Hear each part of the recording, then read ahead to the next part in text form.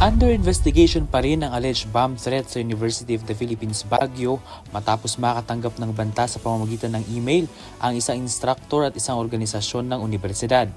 Ayon sa paunang investigasyon, bandang 11:41 ng umaga kahapon March 11 nang makatanggap ng email ang isang instructor ng UP Baguio mula sa account na bbnihaha@gmail.com. Sa nasabing mensahe nakasaad ang banta ng umano'y pambobomba sa loob ng campus at sa sinasabing mga terorista sa ilang lugar tulad ng Museo Cordillera at Gymnasium. Bandang 11:46 ng umaga, ang parehong mensahe ay natanggap din sa email ng University Student Council. Agad itong iniulat ng mga nakatanggap ng mensahe sa Chancellor ng Universidad na siyang nag-utos na tumawag sa 911.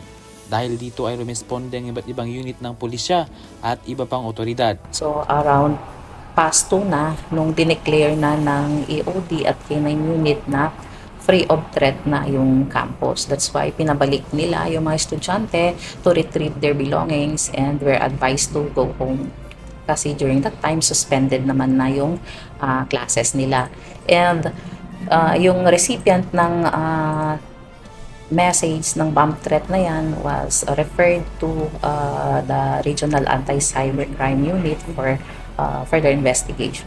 Nagpaalala ang BCPO na maging alerto at huwag magpanik kasabay ng pagre-rekomenda nila sa mga paaralan ng pagsasagawa ng bomb awareness seminars sa lungsod.